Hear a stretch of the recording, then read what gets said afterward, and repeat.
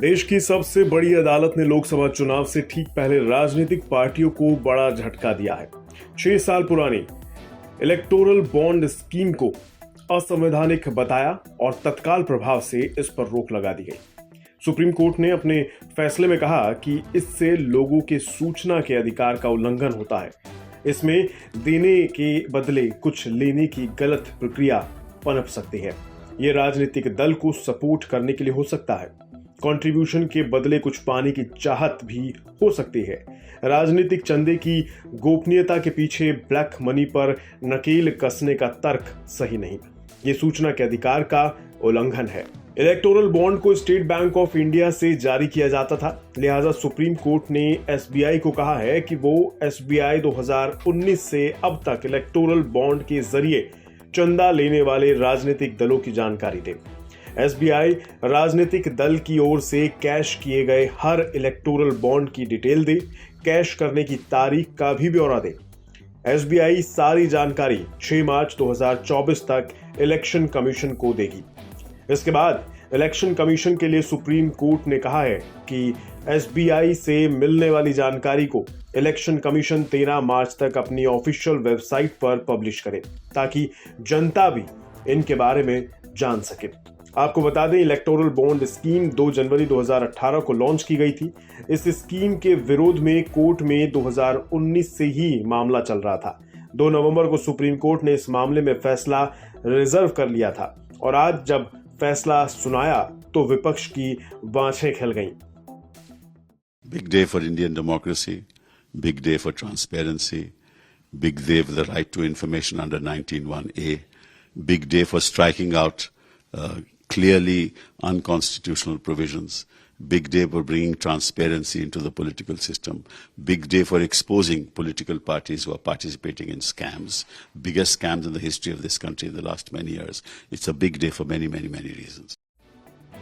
राहुल गांधी ने एक्स पर लिखा, नरेंद्र मोदी की भ्रष्ट नीतियों का एक और सबूत आपके सामने है। भाजपा ने इलेक्टोरल बॉन्ड को रिश्वत और कमीशन लेने का माध्यम बना दिया था। आज इस बात पर मुहर लग गई है। ये निर्णय एक बहुत ही प्रामाणिक उद्देश्य के लिए लाया गया था। This decision was undertaken for a very laudable objective to bring in transparency in electoral funding. चुनाव में पारदर्शिता हो फंडिंग में, इसके लिए लाया गया था। चुनाव में कैश का प्रभाव कम हो, उसके लिए भी लाया गया था। इस बात को समझना बहुत जरूरी है। और हमारे जितने चंदा देने वाले लोग हैं, उनकी अपेक्षा थी कि अगर उचित होगा कि हमारे लिए भी गोपनीयता रखी जाए। और ये बहुत अस्वाभाविक नहीं है। मैं आपको एक अपने राजनीतिक अनुभव से बात कहना चाहता हूं।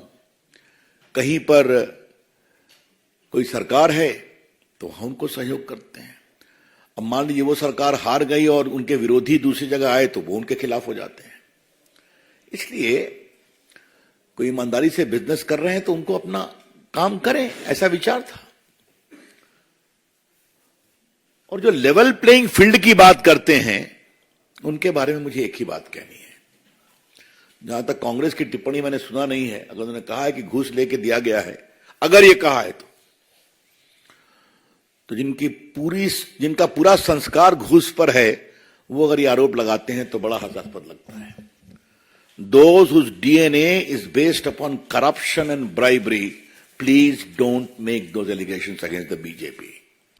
आप सार्वजनिक करिए, पूरी जानकारी करिए कि 5200 करोड़ किसने दिया भारतीय जनता पार्टी को। उसके एवज में उन कंपनीज को भारतीय जनता पार्टी की सरकार ने क्या क्या उपकार किए उन कंपनीज पर, उनको क्या क्या लाभ पहुंचाए। This is our question. What is the quid pro quo? How can 95% of the proceeds of electoral bonds go to one political party, which is the ruling party? Therefore, our question is, in lieu of that money, have you sold, have you given coal mines to those companies? Have you allowed those companies to operate airports? What is the quid pro quo? This is our question. Electoral bond एक तरह का promissory note होता है, जिसे bank note भी कहते हैं। इसे कोई भी भारतीय नागरिक या कंपनी खरीद सकती है। अगर आप इसे खरीदना चाहते हैं तो आपको ये स्टेट बैंक ऑफ इंडिया की चुनी हुई ब्रांच में मिल जाता था। इसे खरीदने वाला इस बॉन्ड को अपनी पसंद की पार्टी को डोनेट कर सकता था, मगर फिलहाल इस पर रोक लगा दी गई है। देखना ये होगा कि सुप्रीम कोर्ट के इस फैसले से आने वाले लोकसभा चुनावों पर क्या असर पड़ता है।